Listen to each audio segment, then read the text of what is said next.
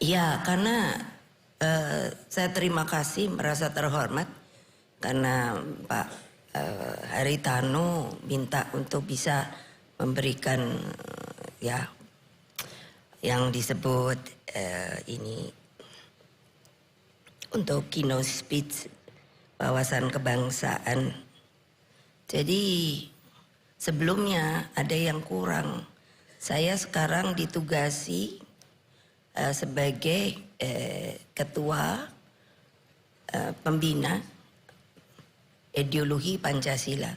Jadi nanti kalau saya mengatakan salam Pancasila, karena ini sedang disosialisasikan supaya kita seluruh rakyat selalu ingat bahwa kita sebagai warga negara Indonesia itu mempunyai ideologi yang telah dibuat oleh para pendiri bangsa kita ketika dilakukan dalam sebuah pertemuan ketika sebelum merdeka yang disebut BPUPK.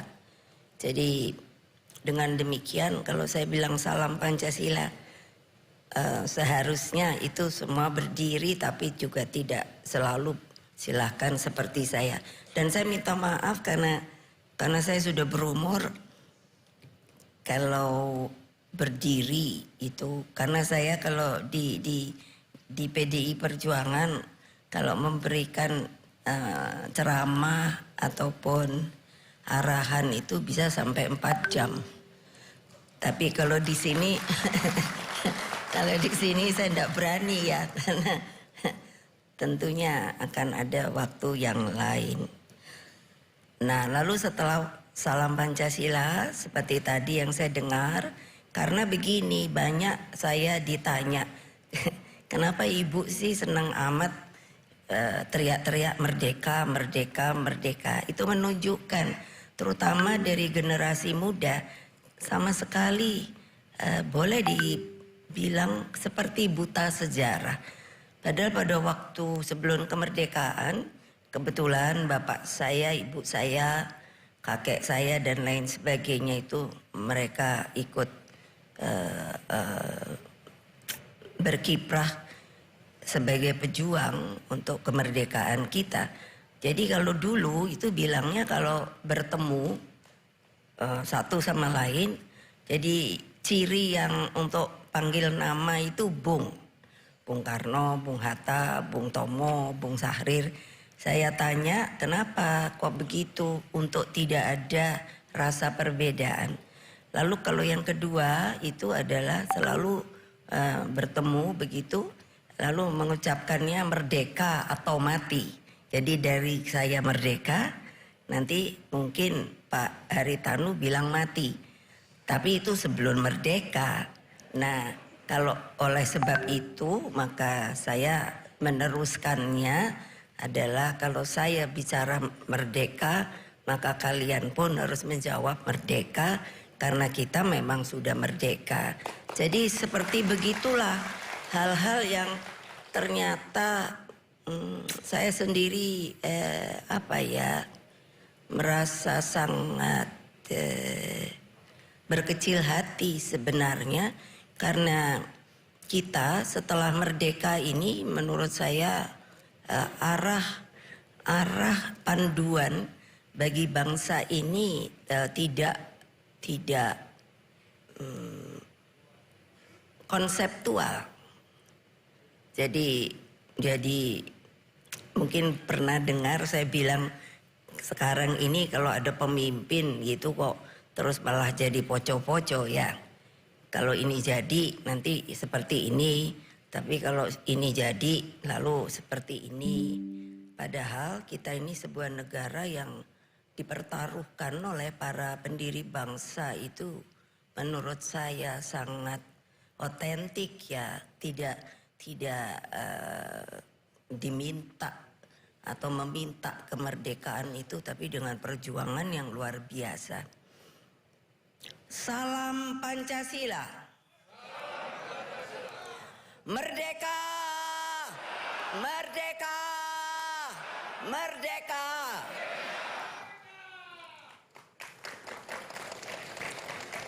Puji syukur kita panjatkan kehadirat Allah Subhanahu wa Ta'ala. Kita dapat bertemu dalam sebuah acara yang menurut saya strategis, yaitu Musyawarah Kerja Nasional Partai Persatuan Indonesia. Saya mengucapkan terima kasih sekali telah didaulat untuk menjadi keynote speech dengan tema wawasan kebangsaan Pancasila dan kebangkitan Indonesia menuju Indonesia sejahtera.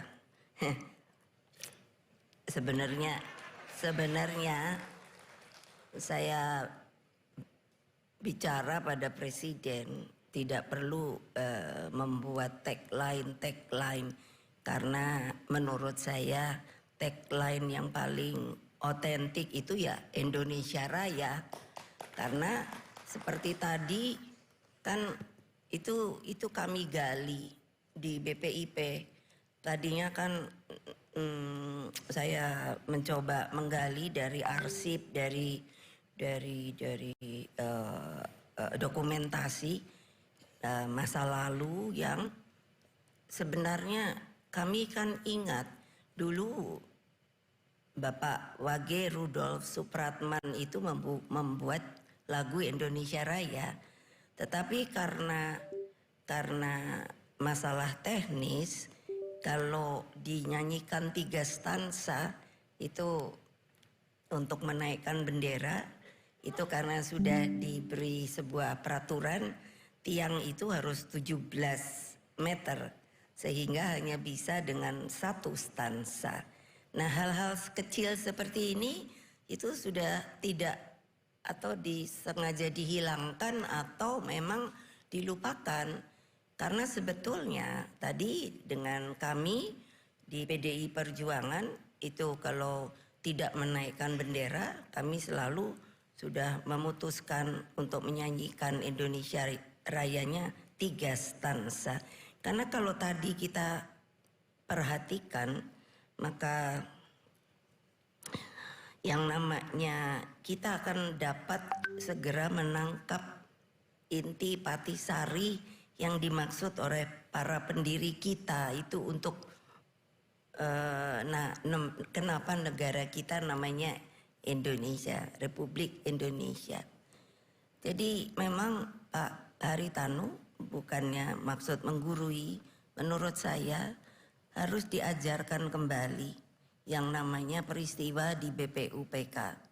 Karena saya tidak bisa membayangkan, karena sampai hari ini saya minta untuk bisa dicarikan bagaimana pada waktu itu sedang penjajahan, ada Jepang juga sekutu sudah mulai akan masuk kembali.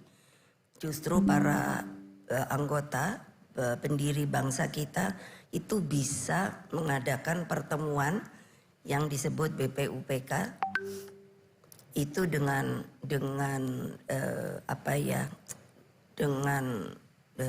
benar, artinya semuanya bisa kumpul. Karena kalau dilihat dari absensi itu semua dari daerah itu datang.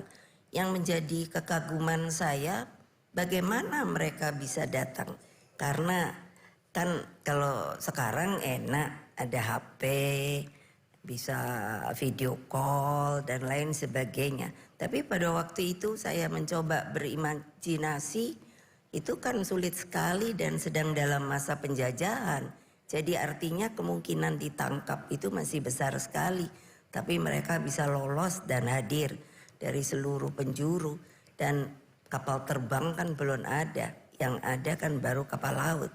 Nah, penggalian ini itu sebenarnya menurut saya harus diceritakan kembali kepada generasi kita. Karena kalau tidak, saya sering kalau umpamanya disuruh ceramah seperti ini, terutama untuk anak-anak muda, mereka lalu bilangnya begini, untuk apa Ibu Mega teriak merdeka-merdeka? Itu orang kita sudah merdeka, itu menunjukkan bahwa mereka itu buta, sama sekali tidak tahu mengapa mereka bisa menjadi orang Indonesia. Jadi kalau sekarang saya selalu bertanya, kalau ini siapa kamu, tapi supaya ini tegas saya bilang who am I, bukannya who am I. Karena maksudnya kamu tuh siapa. Jadi kalau kamu menganggap atau merasa sebagai warga negara sah Indonesia, kamu juga mesti tahu hal-hal seperti ini. Karena bukan gampang, ini sebuah pertaruhan ketika mau merdeka. Kalau dilihat, saya orang yang sudah berkeliling Indonesia dari Sabang sampai Merauke, dari atas sampai ke bawah, dan itu bukan hanya kota-kota saja.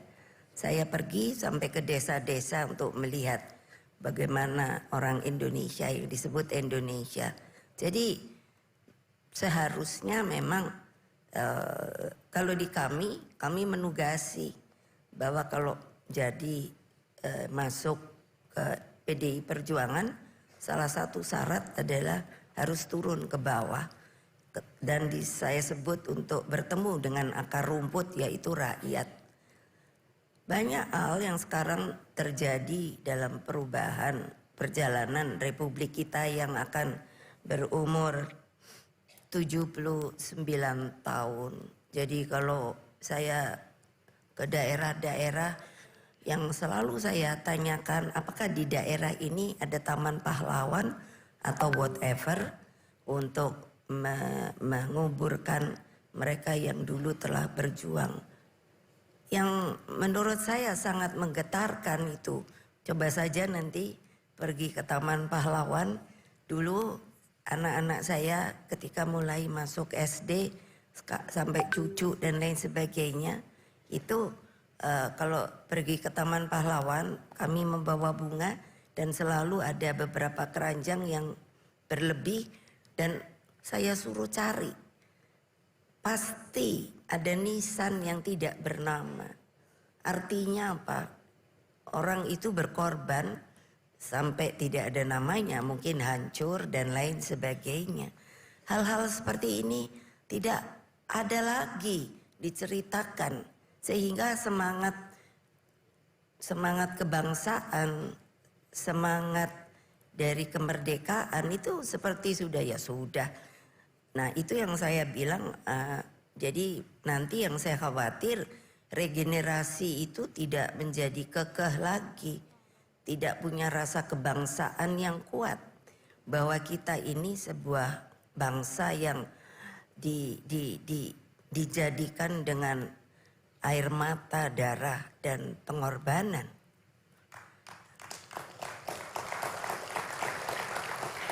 Nah kalau seperti gini, tapi saya tidak berani. Kalau di partai saya selalu bilang, kalian lembekkan, karena untuk tepuk tangan saja kayak ragu-ragu.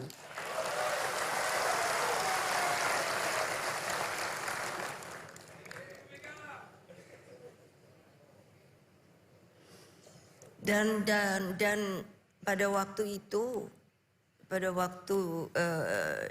semuanya di BPUPK ini kan dengan segala hormat saya, karena ini diminta untuk berceramah mengenai kebangsaan.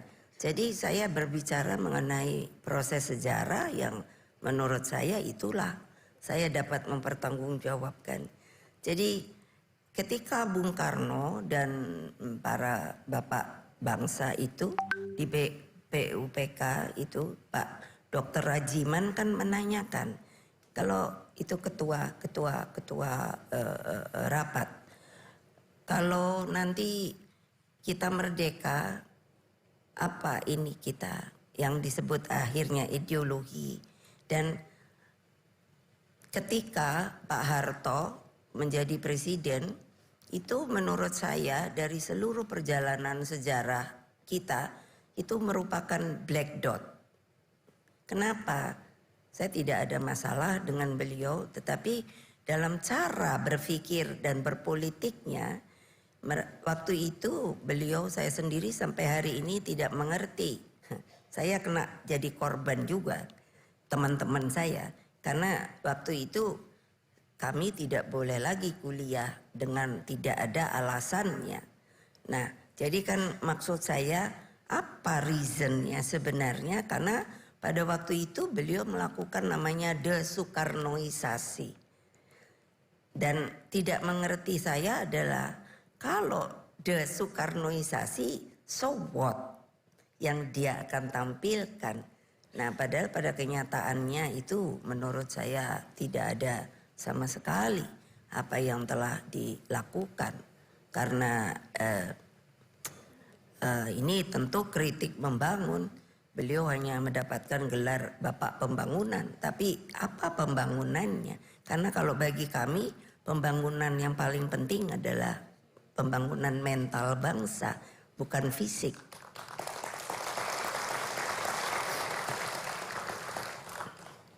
Nah, ketika itu maka padahal yang ketika Pak Dr. Rajiman itu ada, kami punya suratnya. Karena ketika waktu zaman Pak Harto itu kan dikatakan bahwa bukan Bung Karno yang mengintrodusir Pancasila, tetapi Pak Muhammad Yamin, ada lagi Profesor Dr. Nugroho Noto Susanto. Padahal Pak Yamin sendiri ada yang namanya menulis otentik, yang saya bilang saya cari di arsip dokumentasi, itu ada bahwa mereka semua mengatakan tidak, hanya Bung Karno satu-satunya yang mengintrodusir yang disebut akhirnya Pancasila itu. Lalu kalau Profesor Dr. Nugroho kan sampai sekarang ada masih yang dipakai. Saya hanya mengatakan begini, dia umurnya berapa Pak Profesor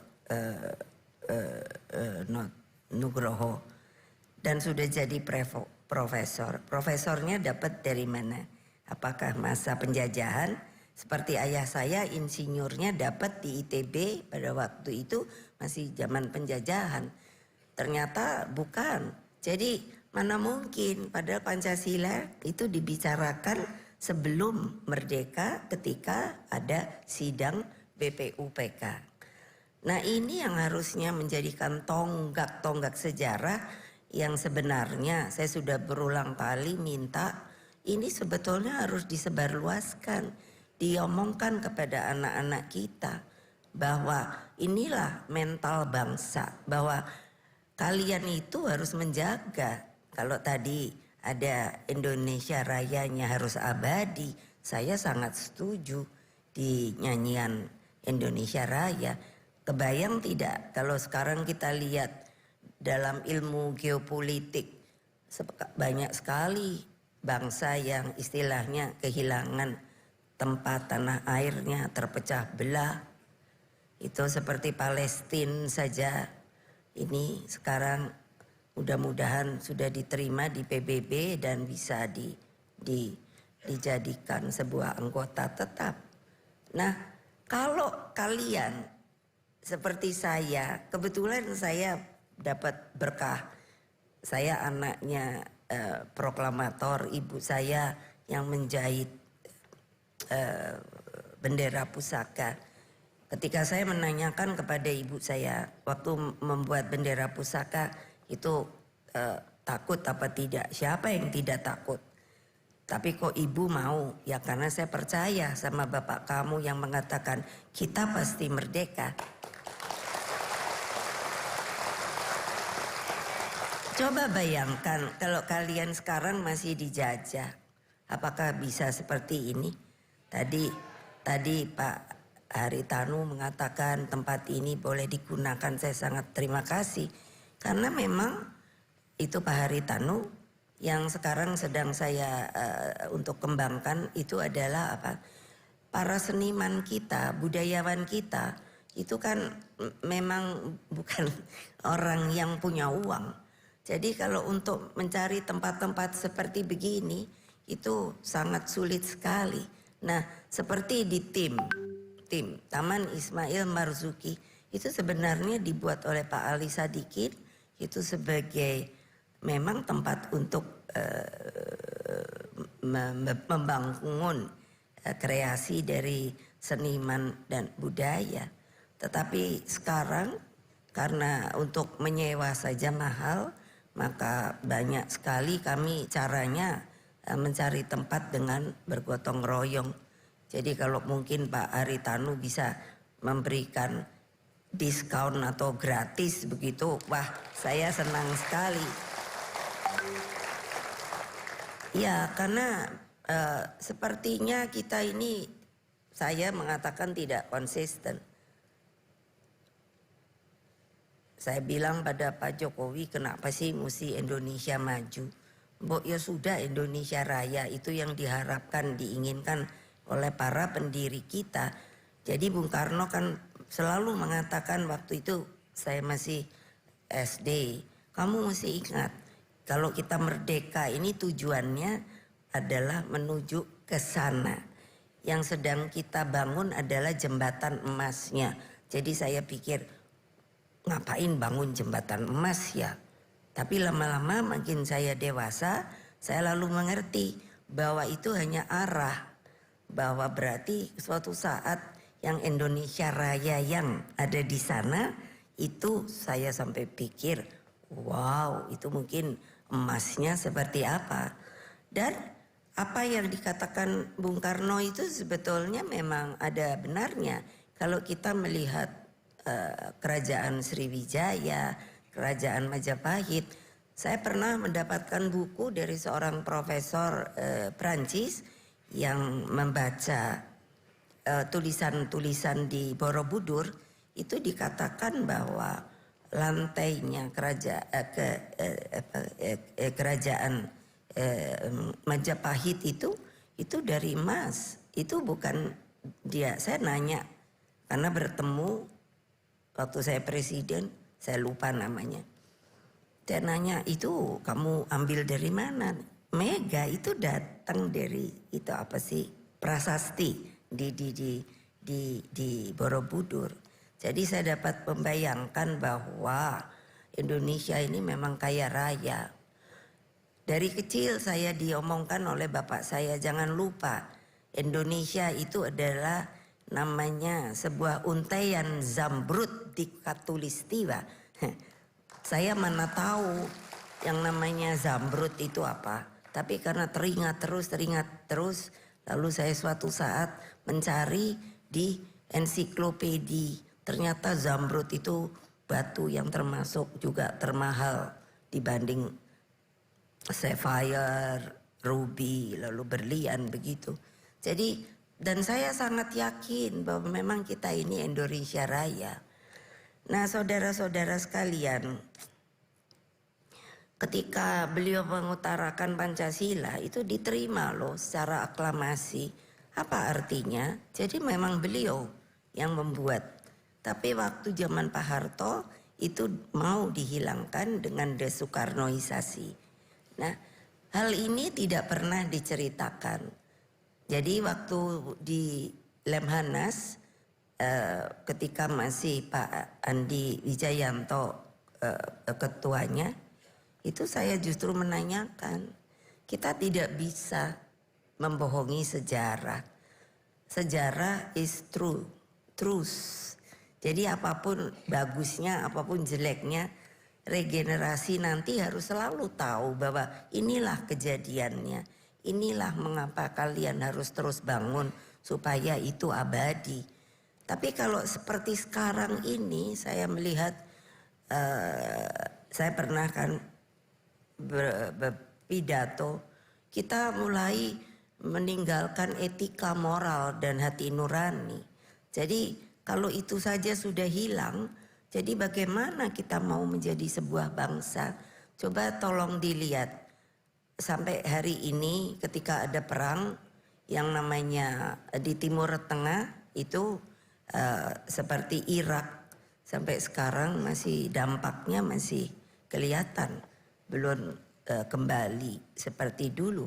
Seperti Libya sekarang pecah sepertinya menjadi 3. Nah bayangkan kalau kita hanya enak-enakan, yang saya bilang sudah apa sih Ibu Mega ngomongi supaya kita tetap punya semangat. Coba pikir kalau one day kita, karena semua negara sekarang ini sedang mengalami juga masalah. Dan itu ketika saya juga dijadikan oleh Paus Fransiskus dan Imam Besar Masjid Al-Azhar tahun ini, dan dari 2023 sampai sekarang itu dijadikan juri yang dipilih oleh beliau berdua, hanya 5. Saya satu-satunya orang Asia, orang Islam. Saya sendiri kaget, tapi saya dipilih oleh Imam Besar Masjid Al-Azhar. Jadi ketika bertemu kemarin juga mungkin ada dilihat beliau datang ke Paus ketika ketemu di Roma, karena mereka membuat sebuah foundation, namanya foundationnya adalah Zayed Award, dan harus mencari orang-orang yang terus berjuang di seluruh dunia ini bagi perdamaian dunia. Waktu saya yang dinominasikan itu ada 150 orang seluruh dunia, dan kami harus mencari itu 3. Jadi tidak terbayangkan hanya 3 harian itu diberi kesempatan memilah-milah lalu berargumentasi siapa yang kiranya betul bisa diinikan. Alhamdulillah pada waktu itu saya mengajukan, karena dari juri boleh mengajukan yang menurut juri itu adalah juga patut untuk dinominasikan. Saya menominasikan adalah NU dan Muhammadiyah, jadi tidak sendiri-sendiri, dan seorang wanita yaitu Ibu Musda Mulia.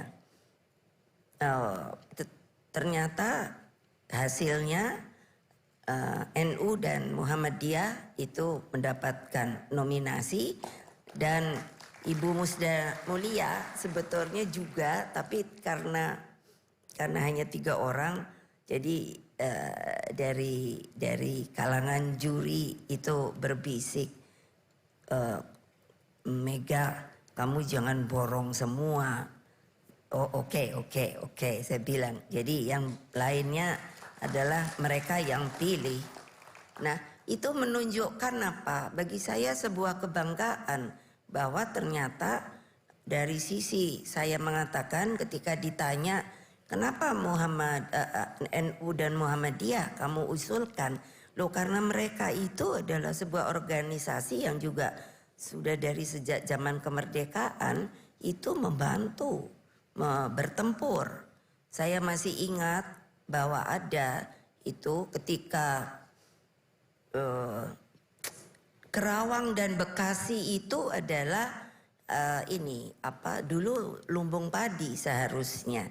Jadi ketika itu Belanda mau merubah itu ditentang oleh para petani, yang disebut adalah pertempuran petani Banten yang didukung oleh NU, kiai-kiainya. Nah, apa artinya? Bahwa sebenarnya kita ini tidak ada arah. Maunya negara kita itu jadi apa? Karena seperti waktu saya di DPR, saya sering karena waktu saya di DPR hanya 3 kan partainya, Golkar, P3, lalu PDI, lalu yang fraksi satu lagi itu pilih fraksi ABRI. Saya suka berinian dengan Golkar karena waktu itulah makanya dirusak menurut saya yang namanya Kerawang Bekasi, seperti apa yang kejadian seperti ini. Nah, korelasi saya mengatakan seperti ini itu adalah bagaimana kalau kita kekurangan pangan. Itu yang saya katakan kepada Paus dan Imam Besar. Karena dengan global warming ini tidak ada yang mengatakan dengan baik reasonnya. Jadi bayangkan, coba nanti Pak Haritanu ada ini bisa mungkin kerjasama dengan BRIN.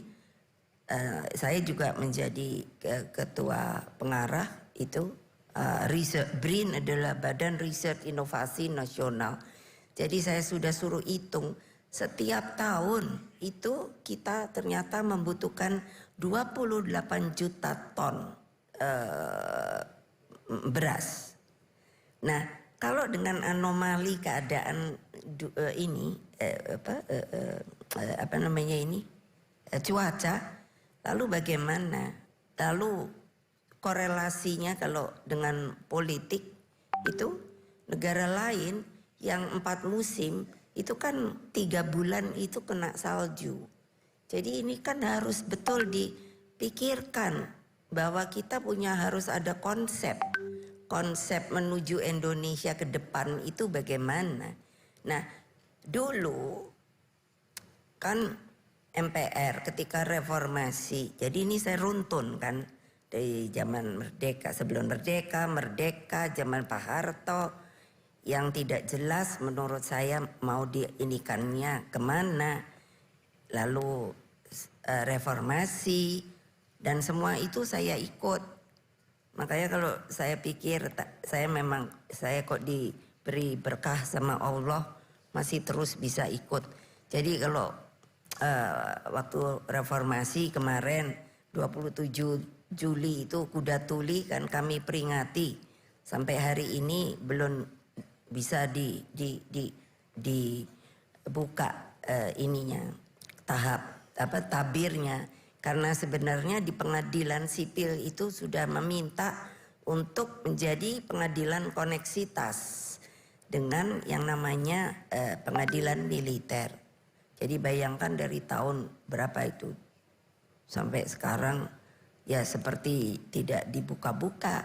Dan inilah juga yang menurut saya masalah hukum kita, akibat kita sendiri tidak punya daya juang bahwa negara ini memang dibangun secara hukum. Tetapi kalau kita lihat sekarang ya hukum kita itu menurut saya poco-poco. Coba bayangkan, dan orang sekarang kelihatannya tidak bisa ngomong seperti saya. Saya waktu reformasi saya suka pikir ya, bayangin keren loh saya tuh mungkin harus laki betulnya. Ya karena dipanggil polisi saja 3 kali. Nah maaf kalau di anak buah saya ngamuk. Kamu penakut, bayangin kalah sama perempuan, dipanggil polisi aja 3 kali. Ditanyai macam-macam. Di kejaksaan aja sekali, dari jam 8 pagi sampai hampir jam 8 malam apa ya. Ternyata supaya tahu pertanyaan itu bolak-balik aja itu. Betul loh, supaya kalian bisa tahu tekniknya supaya kalau orang dengar keluar di luar itu kok lama banget gitu. Padahal cuman selembar kertas segini loh. Tapi terus katanya kalau secara teknis mungkin ada yang disembunyikan gitu. Tapi saya lucu waktu di kejaksaan. Ini biar aja, boleh masuk ke koran. Iya, karena kok saya pikir koran pun sekarang media pada takut ya. Saya waktu itu ditanya begini, terakhir ini ibu gitu. Karena saya bilang, Pak, saya ini mau ditahan atau bagaimana? Saya ini kan juga seorang istri dan ibu. Kalau mau ditahan kan saya mesti ngomong sama suami saya. Oh enggak begitu. Terus tapi terakhir ada satu bu yang mau ditanyakan. Ya silakan. Itu ibu pernah lihat naga merah, naga hijau? Loh, kan saya jadi apa urusannya ya? Kan saya mestinya nih ditanyanya urusan politik ya. Kok ini binatang? Udah gitu naga lagi. Betul loh. Ini bukan saya ngomong kosong. Terus saya jadi udah mulai jengkel kan. Ini udah nggak aneh, ini udah aneh. Jadi saya kalau tadinya duduk enak begini, sekarang saya begini. Terus saya bilang, yang terhormat Bapak yang menginterogasi saya, kalau Bapak sendiri sudah pernah lihat naga apa belum? Ayo. Saya udah panas karena saya pikir saya datang sukarela loh. Makanya jangan takut lah. Orang polisi juga yang jadikan juga republik ini. Waduh sekarang. Nah jadi waktu itu saya sudah tidak tahan. Yang namanya pengacara saya tidak boleh masuk, jadi ngintip gitu. Terus saya hanya bilang gini, bapak-bapak, ada satu ibu, bapak-bapak, bapak enak sekarang ya di situ, maaf ya saya nunjuk begitu. Coba, tapi bapak kalau begini caranya, bapak itu ada di tempat saya. Saya mau ngomong interogasi aja sampai lupa karena saya udah marah. Di verhoor, bahasa Belanda verhoor itu interogasi. Jadi apa? Saya bilang, iya, bapak itu di sini, yang di sana itu Belanda. Saya bilang, masa ternyata itu sandi, naga hijau sama naga merah. Saya kan nanya-nanya, apa sih urusannya naga kok merah sama hijau? Ternyata kalau yang hijau itu ini Gus Dur. Terus kalau yang merah itu saya. Loh saya kan terus pikir, loh kok saya naga, orang saya banteng. Coba bayangkan. Masa kalian takut sih kalau hanya ketemu polisi? Jadi Pak Haritanu, kalau nanti sudah waktunya kasih tahu ya. Iya, nanti kan saya bilang. Karena ya kan ada acara lain. Jadi terus yang lucunya itu senang, saya bahagia. Itu berkah toh. Akhirnya, oh enggak bu, kami yang akan pulangkan, saya enggak mau. Nanti dipikir sama tetangga saya sudah tersangka di kejaksaan tuh. Terus kalau di polisi itu 2 kali di Komda. Terus di Jakarta, apa tuh namanya? Selatan, Polres. Ternyata saya kan mikir ya, tapi itu sama beberapa pengurus PDI. Terus kok saya lihat pertanyaannya nih kayak nggak genah gitu loh, apa sih konteksnya? Ternyata apa? Anak-anak yang meriksa waktu itu kan belum ada komputer, jadi kan masih ketik. Mereka pun mungkin jengkel, jadi bilang gini, kan saya nanya, sebetulnya yang mau dicari dari meriksa saya ini apa toh? Kok baik anak itu? Jadi panggil saya Mbak, sebetulnya ini karena kepala Polresnya itu masuk di dalam nominasi mau jadi ajudannya presiden gitu kan. Oh begitu toh, supaya dapat nama, karena kalau siapa tahu bisa nangkap saya ya gitu. Saya bilang sama anak muda ngetek gitu. Ketawa dia, kok mbak tahu ya? Ya iyalah, orang saya nggak tahu salahnya opo. Saya gitu. Nah yang maksud saya senang apa? Saya jadi presiden gitu. Satu saat kan biasa toh, saya kemana ya? Saya lupa ya. Kalau Sulawesi Selatan.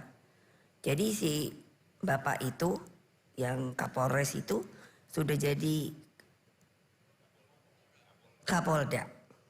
Kan saya presiden toh. Kan iya kan jajar gitu toh, turun dari pesawat. Jadi waktu saya masih belum turun, saya lihat berjejer apa sih namanya? For apa? Saya paling bodoh kalau urus singkatan. For Kominda. Ya itulah. Iya kan gubernur ini begitu. Jadi saya lihat kan, saya terus senyum gitu. Oh kok ada dia, saya lupa namanya. Iya. Terus dalam batin saya, sekarang lo hormat sama saya. Makanya kok gitu aja takut loh. Orang nggak ada yang langgeng. Terus yang di kejaksaan, suatu ketika saya juga presiden.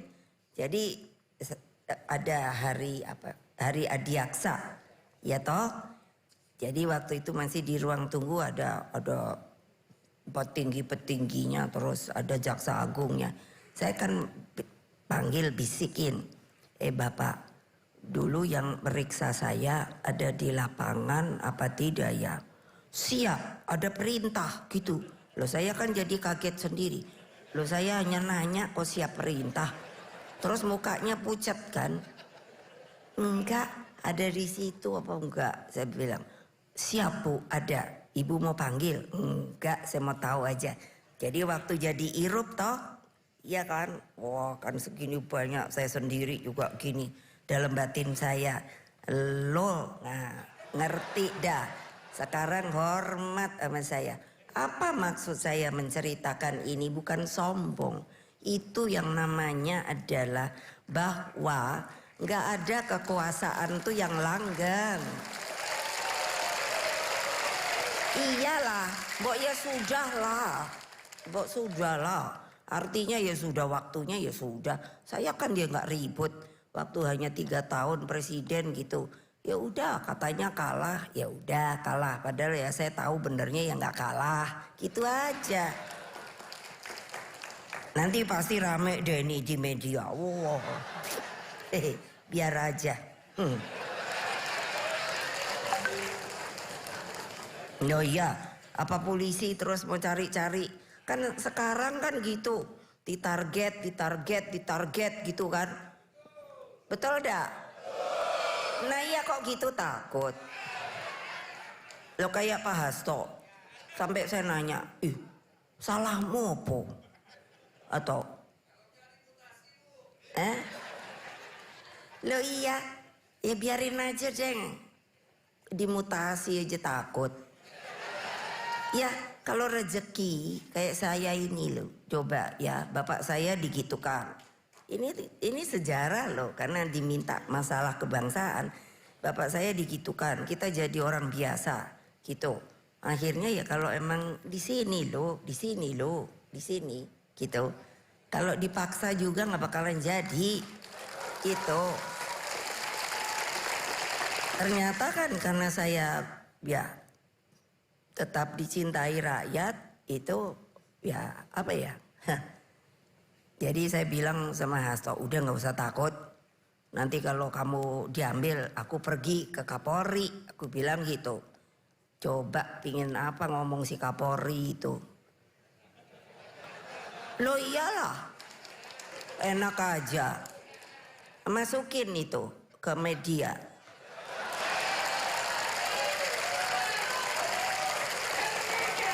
Loh saya herannya sekarang kalian ini maaf ya. Iya penuh dengan rasa ketakutan. Saya pikir ngopo toyo. Loh mbok saya kan selalu ngajarkan. Kebenaran is kebenaran. Satyam Eva Jayate. Jadi ya sudahlah. Ngapain sih gitu.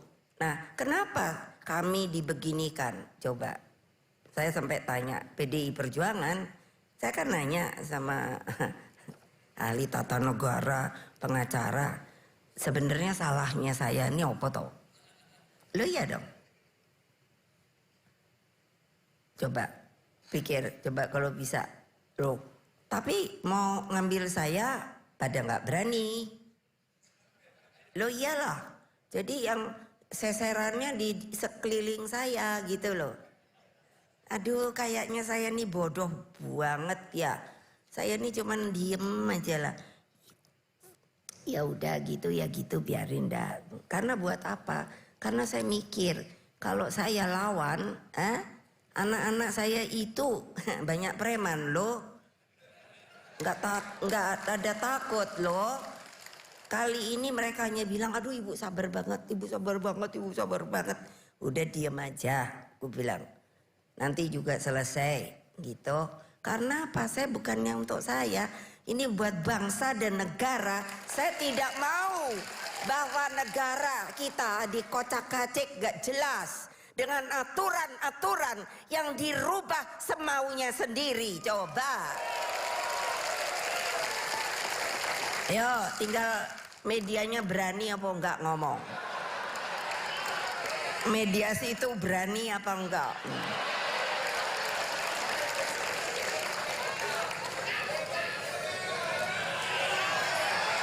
Merdeka! Merdeka! Merdeka! Yang gak mendiri itu takut.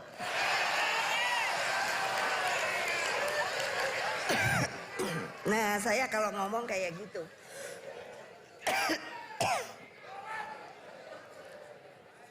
Lah, orang namanya aja Bung Karno nih, kan Pancasila satu ketuhanan yang Maha Esa. Nah, udah semua juga tahu. Yang kedua tuh kan azas kemanusiaan yang adil dan beradab. Menurut saya sekarang nggak ada ini, hilang ini, sudah mulai lengser. Lo enak aja, lo pemilu, coba apa nggak tahu? Saya kan bilang itu memang ada TSM. Apa itu TSM? Terukur, apa terstruktur, sistematik. Itu emangnya bener loh. Lah buktinya anak buah saya yang di Gunung Kidul itu, coba itu Mbak Endah namanya. Aduh, sampai saya mikir gile juga deh. Sampai saya nanya sama Pak Mahfud sebagai ahli hukum. Sebetulnya warga PDI Perjuangan tuh warga negara Indonesia yang sah apa tidak ya? Loh ya? Loh kok kita dibeginikan?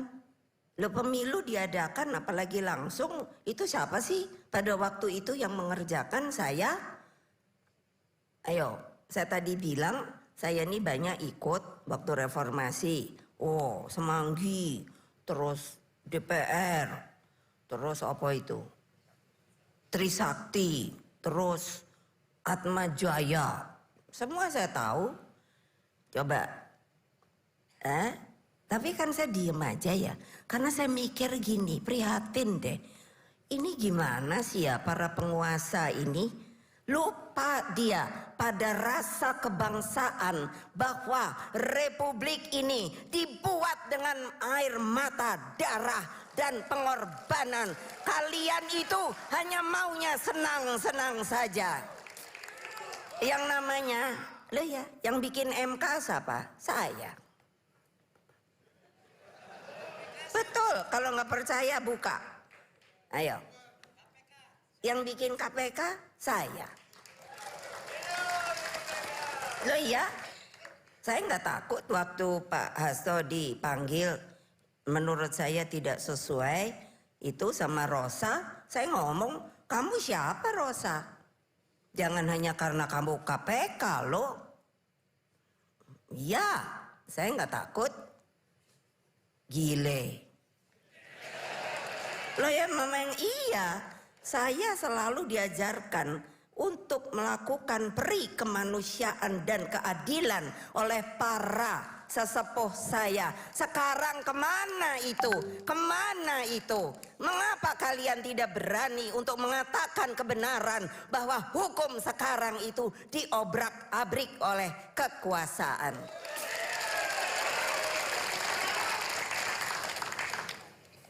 Nah jadi kenapa coba? Sampai Bung Karno itu hanya melihat supaya perdamaian hanya bukan buat Indonesia. Jadi apa? Bikinlah dia konferensi Asia Afrika, gerakan non-blok, Conference of the New Emerging Forces. Sampai pidato Bung Karno yang terkenal, to build the world anew. Bukan karena dia bapak saya, dia memang pejuang. Masa saya suka dulu ditanya waktu baru mulai masuk partai. Oh terang aja ibu belain Bung Karno, tidak. Ya bapaknya sih tidak. Dia adalah pemimpin saya. Dia orang yang berani berbicara, mengatakan proklamasi. Coba kebayang nggak kalau nggak ada pada waktu itu, nggak ada merdeka. Loh ya memang betul, itulah kebenaran. Lah iya kok sekarang takut? Loh iyalah, ya perlu dong Bung Karno memang. Bayangkan, apa ndak malu ya?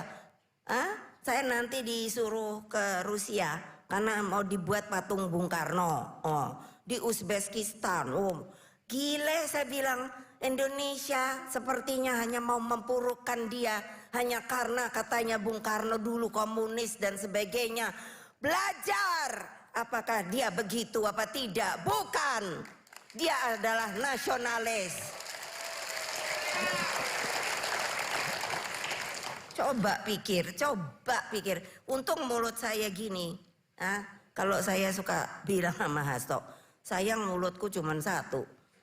Ada kan kalau di pewayangan Aji Rawa Rontek, wah itu bisa kepalanya jadi 10 kan. Lumayan deh aku nggak teriak-teriak kayak gini. Karena saya nggak terima negaraku dibeginikan oleh sementara orang yang berpikir bahwa kekuasaan itu adalah di atas segala-galanya. No!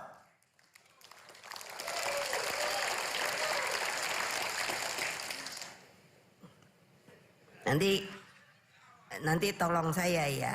Kalau tiba-tiba saya dipanggil sama polisi kayak sama kejaksaan kayak, mau nggak ikut nganter saya ke sana?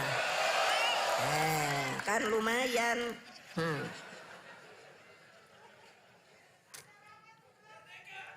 Loh, di sini aja coba ya.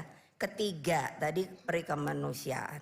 Ketiga, asas persatuan Indonesia, kebangsaan Indonesia itu menegaskan bahwa Indonesia adalah negara kebangsaan, national state. Lalu kita itu memiliki negara dari sisi budayanya adalah semua buat semua, tanpa membedakan suku, agama, status sosial dan pembeda lainnya.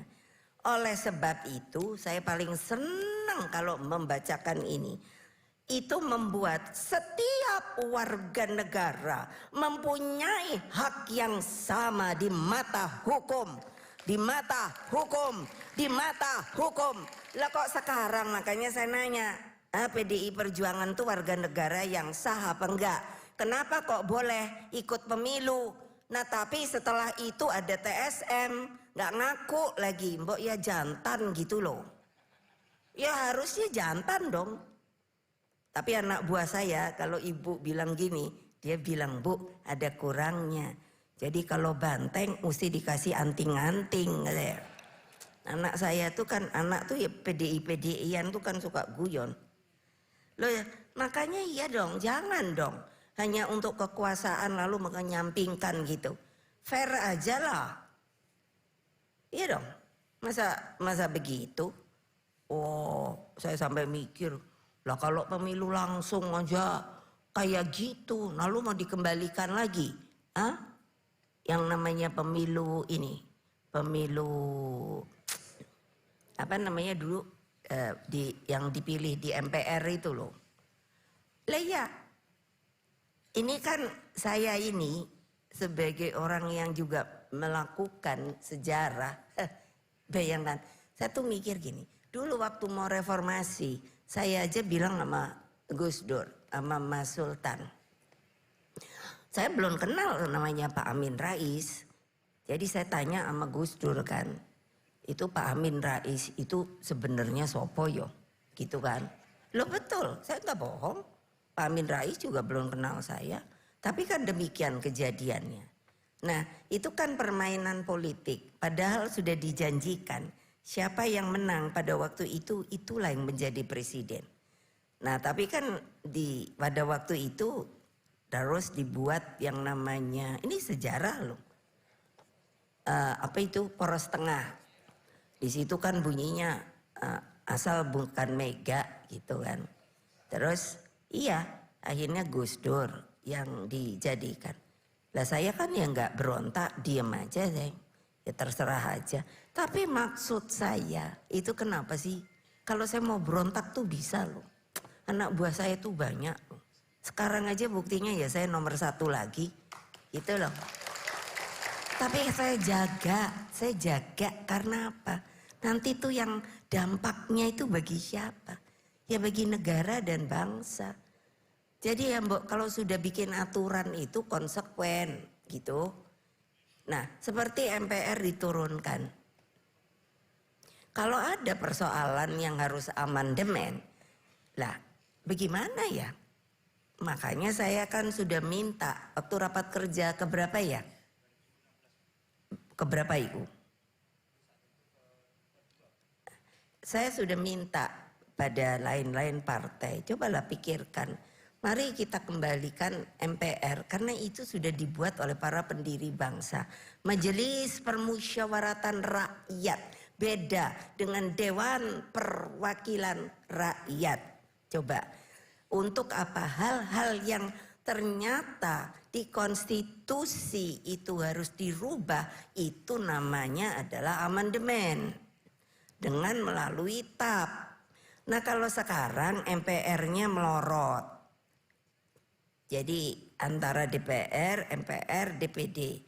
Saya tuh bingung. Bingungnya begini, memang waktu itu kita juga ada di situ. Saya dibilang ibu karena iya, tapi saya sengaja tidak boleh terlalu keras. Karena kan baru habis selesai kuda tuli. Kuda tuli itu apa sih sebetulnya yang diinikan? Jadi seluruh arsip dokumentasi kita itu diambil untuk melemahkan. Untung anak-anak kita, saya waktu itu datang. Jadi kan biar bagaimanapun juga struktur di bawah itu kan tidak bisa langsung kita ingat dan tidak ada komputer. Jadi mereka yang datang bilang, "Bu, saya ini Bu, ini Bu, ini Bu." Untung saja sehingga bisa terbentuk lagi yang namanya struktur. Jadi bisa, ini kan sejarah, tapi kan tidak ada yang membunyikan. Nah ini saya cerita sejarah, jangan nanti dibilang saya provokator. No, saya mengatakan yang benar, yang harus diketahui oleh kalian yang termasuk sebagai bangsa Indonesia, bahwa bukan gampang loh, bahwa kayak begini ini, dengan adanya juga global warming, keekonomian kita, pangan kita, harus diajarkan itu, bahwa itulah kewajiban kita supaya negara kita jangan negara bobrok, harus berdiri dengan teguh, harus bersama seperti apa yang dikatakan oleh para pendiri bangsa kita.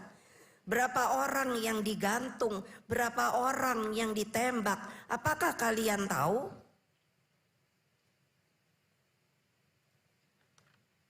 Coba pikir, jadi jangan hanya terpotong bahwa sekarang ya sudah, yang dulu itu kan dulu. Itu sejarah loh, semua negara pasti akan membunyikan namanya sejarah bangsa mereka. Itu loh, lah itu ada yang bilang jas merah, jangan lupakan sejarah. Itu yang Bung Karno bilang. Karena memang itulah terbentuknya kita sebagai Republik Indonesia yang kita cintai. Lah kalau umpamanya hanya mikir, ya sudahlah, apa tidak mungkin? Ayo, dengan persenjataan yang sekarang makin modern, saya udah khawatir loh. Kalau saya lihat nih, saya kan seneng geopolitik gitu, tak ngomong, liatin, wow, sekarang yang namanya negara-negara canggih itu sudah tidak mau, kalau harus ada tempur itu tidak mau dengan orang. Mereka menghitungkan teknologi yang katanya mungkin itu teknologi drone. Jadi kalau jatuh itu nggak sama orang. Ini kan harus diikuti. So what kita? Angkatan kita, TNI kita ini apa isinya? Itu loh. Lah kalau nanti terjadi juga mau diserang lagi, karena negara kita ini memang luar biasa resourcesnya. Orang urusan tambang aja sekarang orang pada heboh. Oh maunya nyari tambang, mau nyari tambang. Saya tuh sampai bilang sama ini, sama teman-teman, makano tambang itu nanti kalau udah nggak ada beras terus piye? Apa negara-negara sekarang, kalau ndak percaya sama saya, negara-negara yang importnya atau ekspor beras itu juga ketar-ketir loh. Jadi mereka kemungkinan mungkin apa namanya tahan, karena buat negara mereka. Nah kita terus mau carinya kemana? Ayo, kami di PDI Perjuangan sudah dari udah 4 tahun kayaknya, saya memberikan instruksi kepada seluruh jajaran untuk menanam. Mari Perindo juga begitu, menanam 10 macam tanaman yang saya namakan pendamping beras, bukannya pengganti. Loh kalau nanti nggak ada, jangan dipikir loh mau importnya juga ditahan. Itu kan harus waras kita berpikirnya, harus pintar kita berpikirnya. Bahwa kalau kemudian itu jadi, terus kita bingung mau cari kemana. Saya udah ngomong sama yang punya ini mie. Saya bilang, kamu jangan ini loh. Bikin mie itu juga kali dari singkong atau opo. Karena gandum itu sekarang nanti kalau ditahan juga sama Rusia, sama India, terus gimana? Mari pikir. Saya bertanggung jawab karena saya di BRIN, saya suruh. Gimana nih supaya nanemnya itu ada, sedang tanah semuanya diambilin, tidak ada lagi yang namanya untuk pertanian atau ini. Coba dulu waktu saya di DPR itu zaman Pak Harto itu ada program mencetak 1 juta sawah di tanah gambut. Kalau itu cari dah, masa nggak ada ininya. Saya ribut melulu karena apa? Pertanyaan saya, lah kalau sudah ditanam di tanah gambut, saya pergi. Tempat pembenihan itu adalah di Sukamandi, Subang. Saya tanya ke sana, mereka bilang nggak ada Bu kalau untuk padi gambut, nggak bisa. Sampai hari ini saya suruh mencari sebuah benih baru untuk tanah gambut, belum berhasil, gitu loh. Jadi kan gimana ya kita? Kalau kita hanya wah sudahlah, pokoknya kita kaya raya gitu, wah makanan kita banyak. No, kalau nggak dipelihara, hutan ditebang. Saya ribut terus, saya di Komisi 4 itu 3 kali dan tidak boleh pindah. Dan lucunya biar saya berantem sama Golkar, kalau P3 enggak gitu nggak gitu galak. Fraksi ABRI juga enggak. Tapi gitu, saya nggak boleh pindah dari Komisi 4. Semuanya minta saya tetap di Komisi 4 karena katanya Ibu Megawati itu mulutnya cerewet katanya. Ya iyalah, karena saya ngomong kebenaran. Coba bayangkan bikin 1 juta hektar tuh akhirnya puso loh. Puso tuh apa sih? Gagal. Coba. Karena benihnya nggak ada. Jadi kalian itu jangan saya kemarin datang tamu utusan dari Presiden Xi Jinping dari Partai Komunis itu. Jadi saya bertanya karena Presiden Xi Jinping tulis surat sama saya mengundang. Saya sebetulnya diundangkan ke sana. Dan mengatakan bahwa di Tiongkok itu sekarang sudah di daerah desa kampung tuh kemiskinannya 0. Terus udah mengizinkan kalau justru di pedesaan itu boleh punya anak 2. Karena dari sisi KB itu kan karena itu menekan tidak boleh, tadinya hanya boleh anak 1. Sekarang di pedesaan sudah boleh. Nah, maksud saya juga kalau memang mau main politik. Dulu saya kan dibilang komunis. Lalu saya tuh mikir loh, komunis tuh ya dari mana loh? Gitu. Lah, padahal saya nanya bapak saya, ketika dia di ITB, mata pelajarannya apa? Ternyata juga disuruh belajar Karl Marx. Nanti kalau gini, tuh bener gak Ibu Mega komunis, enak aja. Iya, saya ini Marxisme ajaran Bung Karno, sosialisme ala Indonesia. Jadi diajar Karl Marx, Leninisme. Apa artinya? Saya tanya ke Pak Hatta.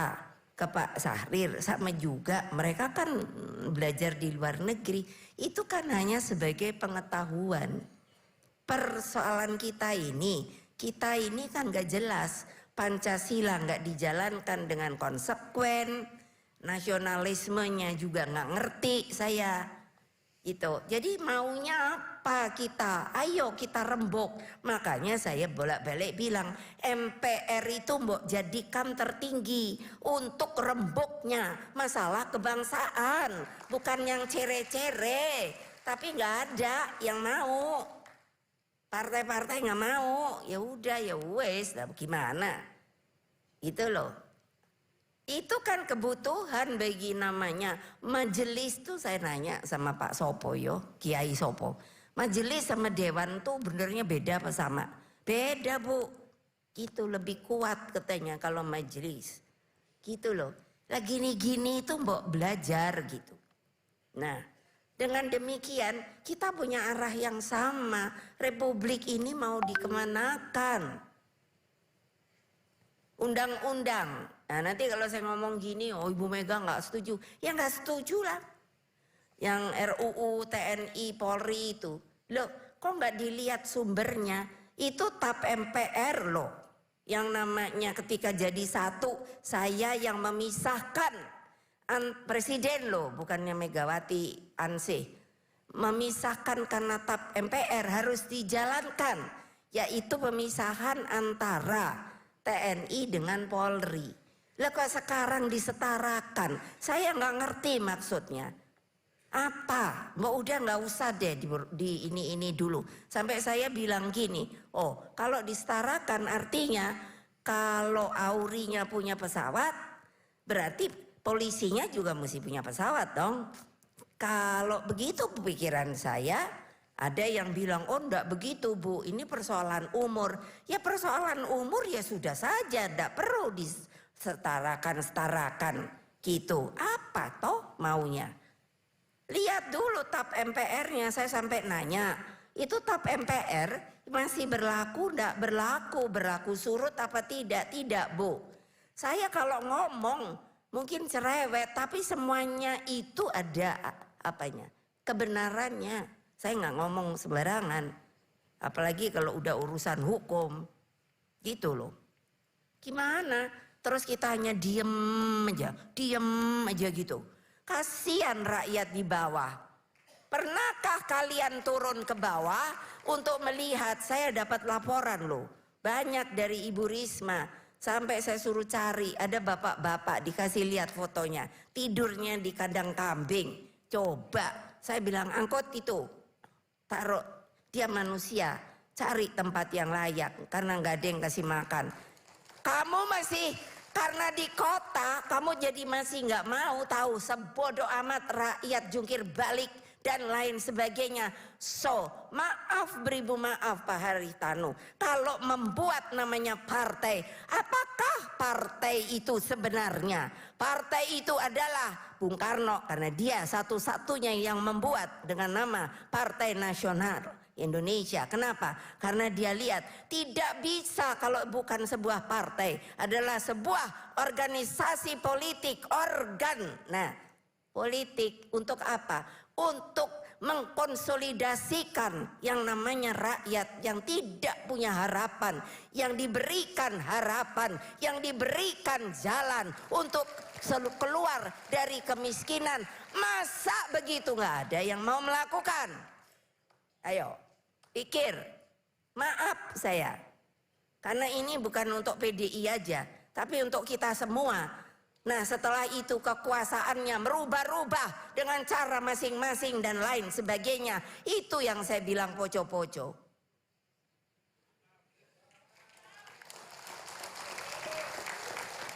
Ya kerjakan dong. Jangan dong rakyat tuh kan kalau saya tanya, kamu kok ngopo toh yo? Coba apa nggak kasihan ya? Ini cara. Karena rakyat itu datang ngomong, pasti nggak percaya. Ibu gimana ya? Kita ini kan dikasih uang mas apa? Kan saya gitu. Ya waktu pemilu kan dibagi-bagi. Oh gitu. Terus gimana? Itu ya Bu, kalau ini itu nggak bener deh. Nggak benernya, jadi dimasukkan ke amplop. Lalu saya ngasih, katakan ke Pak Hasto, ini kan tertutup, ini amplop 1 juta ya. Ya orangnya yang Pak Hasto kan seneng toh dikasih. Belum dibuka toh. Kamu punya KTP apa enggak? Ya punya no, difoto toh, cerap.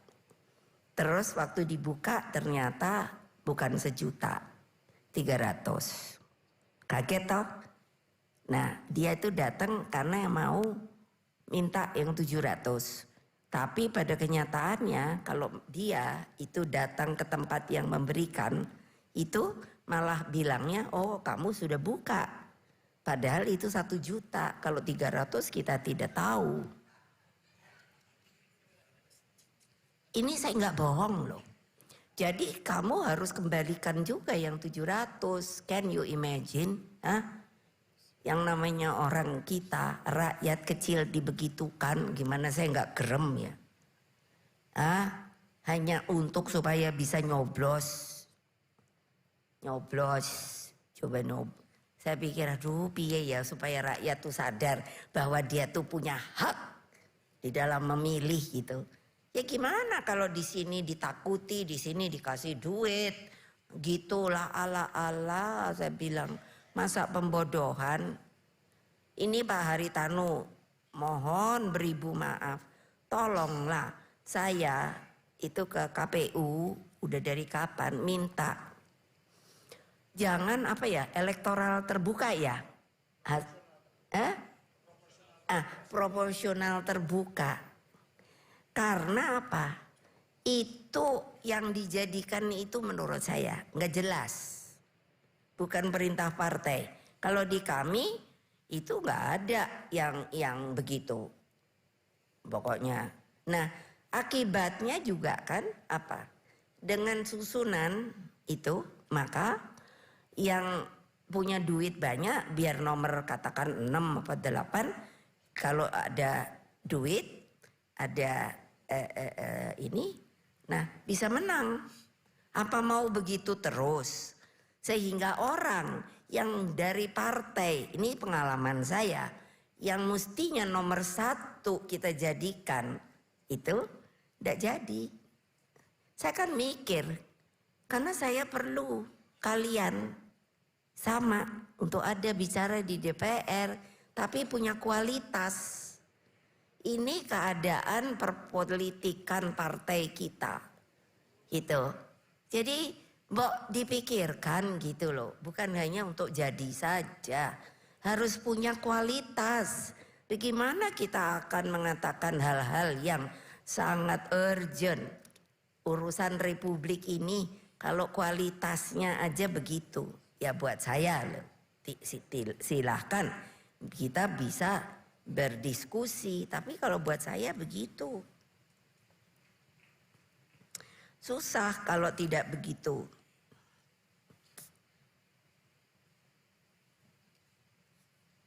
Nah, dulu mengapa toh sebenarnya yang saya bilang tadi desoekarnoisasi. Bung Karno itu sudah, beliau itu memang orang yang namanya pikirannya tuh visioner. Beliau melihat resources kita kaya raya, terus kehidupan kita berbudaya dengan kesenian itu, dengan kearifan lokalnya dan lain sebagainya. Dan kita ini the biggest archipelago in the world, negara kepulauan yang terbesar, unik jadinya. Nah makanya beliau itu pada waktu beliau membuat yang untuk konsep ke depan, namanya pola pembangunan nasional semesta dan berencana. Nah itu untuk memungkinkan 100 tahun. Saya sudah bikin loh untuk Bali. Bali itu karena kami ya, saya suruh bikin 100 tahun Bali. Bisa kok. Nah ini Waktu itu kan dibilang, padahal ini waktu rezim Bu Soekarno, rezim. Lah memang Bung Karno yang nyuruh, yang buat itu silakan nanti ini di kami ada itu bukunya. Itu 600 dokter yang membuat konsep ini. Dan kami sudah melihat, kami baca, kami ini orang saya ajari. Jangan asal itu udah mikir nggak mau. Lihat mana yang baik, pakai, mana yang jelek, buang. Mana yang harus dimodifikasi, lakukan. Itu begitu harusnya. Tapi itu kan begitu, udah nggak usah dipakai. Makanya selalu saya nanya, pola ini dan waktu itu ternyata apa? Yang saya sendiri tidak mengerti. Banyak mahasiswa kita di luar negeri itu saya ketemu banyak yang terus tidak boleh pulang karena dianggapnya juga begitu. Oh kalian nih komunis gitu, atau paling tidak Soekarnois. This is history. Saya ngomong gitu jangan terus mikir oh Ibu Mega subjektif. No, this is history, the truth history of Indonesia. Kalau mau dengerin ya monggo, enggak ya buang. Nah dengan begitu maka sudah dibuat perencanaan, yaitu apa? Berdaulat di bidang politik, berdiri di atas kaki sendiri. Saya kan mikir bapakku tuh terlalu melambung, berdiri di atas kaki sendiri. Tapi setelah saya ada di BRIN, researcher kita yang saya ini ketuai 8.144. Wih, saya bilang ini sih betul-betul kalau digenjot gitu Indonesia itu bisa berdiri di atas kaki sendiri. Lah tapi kok kayaknya kita ini maunya ketergantungan terus. Nah, terus kalau di bidang ekonomi dan berkepribadian dalam kebudayaan yang disebut jalan Trisakti. Kebayang tidak sih, coba deh ahli ekonomi. Utang kita ini sekarang berapa loh? Coba deh. Mbok itu dibahas, tolong dibahas. Saya waktu ini itu kan sebagai presiden disuruh menangani BLBI, BPPN, 300 ribuan kredit macet loh. Tapi saya jalankan selesai. Saya sampai diberi award karena kok bisa Indonesia bayar utang IMF. Duh, ini kan sekarang keadaan begini, saya sendiri mikir, terus siapa yang mau ngurusi ya? Coba Pak Haritanu. Bagaimana kalau ilmu-ilmu dasar sekarang hanya tidak di ini. Kita ini sebuah negara yang sudah punya nuklir loh. Dari zaman Bung Karno itu ada di Bandung. Namanya itunya reaktornya itu Trigamar. Jadi apa ya? Kenapa sih saya melihat bangsa Indonesia ini menjadi bangsa yang turun dari sisi pengetahuan kebangsaannya, turun dari sisi semangat perjuangannya. Nah itu buat saya sih khawatir ya. Saya selalu bilang pada anak-anak PDI saya ini udah tua loh. Saya udah 77, makanya nggak bisa berdiri lagi kalau kelamaan pidato. Jadi kalian ini kan akan yang menjadi akan terjadi regenerasi. Nah kalau regenerasi kita aja nggak jelas, nggak ngerti negaranya piye, itu terus bagaimana ya gitu. Nah ini ya tinggal mungkin 3. Jadi persoalan pokok yang mesti saya sampaikan, yaitu pertama ya perekonomian. Kita tahu toh yang namanya dolar aja. Sekarang kan ditekan terus toh. Padahal itu sudah mau 16 sekian gitu kan, 16 sekian segini. Itu kan berarti nekennya itu kan sudah BI-nya itu sudah boleh dipikir mengkhawatirkan menurut saya. Karena dulu saya juga mengalami. Waktu itu saya menangani itu dolar tuh 18.000. Makanya mengapa banyak pebisnis itu ketika mau bayar utang modal itu kan nggak bisa. Dari 2000-an naik begitu. Nah ini kan harus juga ada pemantauan itu Pak Hari itu. Harus ada diskusi. So what? Kalau utang kita ini sekarang saya dengar kalau untuk bayar yang sekarang saja baru bunganya sudah sekitar 160, kalau salah tolong dibetulkan, 164 T. Lah, bayangin itu bunga loh. Coba, terus jadi mau bagaimana nih? Gitu loh. Nah, dengan demikian kita kan juga mestinya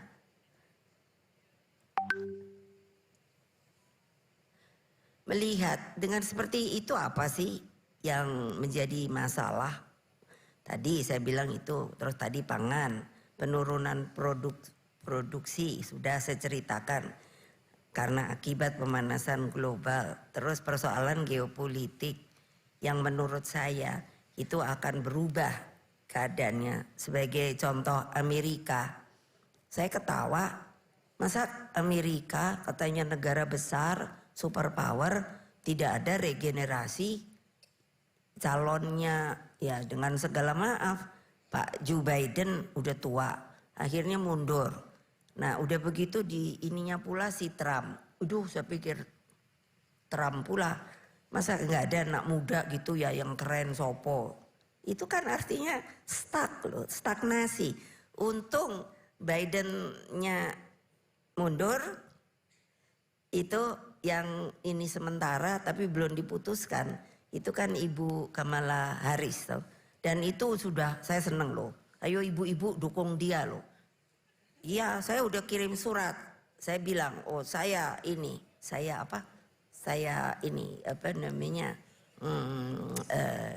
dukung. Saya seneng banget istilahnya kalau kamu nanti jadi saya nggak kesepian. Loh iya loh, saya kan nanya presiden wanita tuh siapa baik ya? Kayaknya nggak ada apa ya, saya sendiri nggak tahu loh. Tapi kan keren nih kalau Amerika perempuan, hore.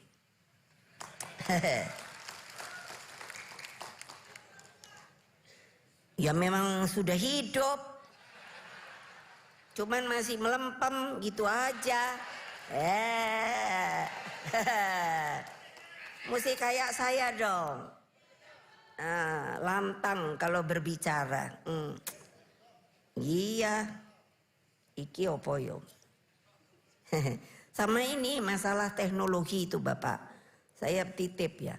Sekarang saya udah juga khawatir gini umpamanya. Kok nggak dipikirkan ya, bikin itu apa namanya nih, ini properti gedung gini-gini. Tapi kan terus seperti mall-mall ya. Saya udah 5 tahunan loh bicara pada teman-teman saya pengusaha. Maksud saya begini. Loh sekarang kan ada online ya. Gitu. Nah saya kan pada tanya sama yang dia namanya juga perempuan ya. Jadi kan umpamanya kalau kemana ini Plaza Indonesia atau apa gitu. Kan ada toko-toko botik gitu. Saya kan nanya, kamu sama ini online-nya bersaing nggak? Semua mengeluh. Nah pertanyaan saya, kalau online makin menjamur, terus ini sewanya makin mahal. Itu yang saya nanya sama teman-teman yang saya kenal di mall-mall itu. Mereka bilang, ya terus bagaimana? Jadi kan maksud saya juga harus sebuah ini dong, apa namanya? Sebuah pembatasan bahwa yang online ini apa aja sih, kan gitu. Supaya hidup semua menurut saya. Ini ide saya. Nah juga yaitu karena kita tidak dilatih untuk bisa berbicara. Persoalan serius itu kan kualitas demokrasi sekarang. Ini kan saya takut loh.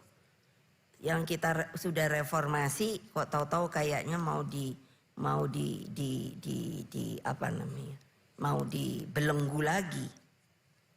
Karena apa? Yaitu supremasi hukumnya tidak berjalan dengan baik, membuat korupsi, budaya merit system. Jadi kan ini yang harus berani kita bedah. Karena apa? Ini kalau ditanya ya itulah urusan kebangsaan. Karena kalau itu tidak dilakukan, so what?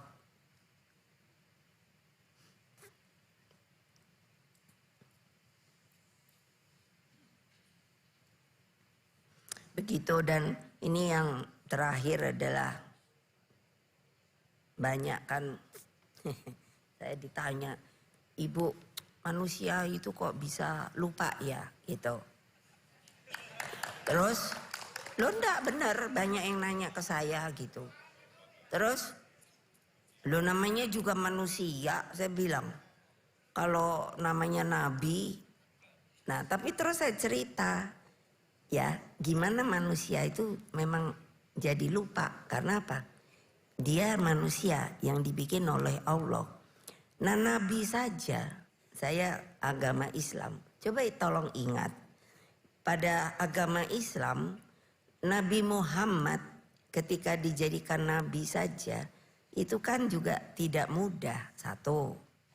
Terus ketika beliau sudah dijadikan nabi itu saja masih ada perang melawan beliau. Artinya apa?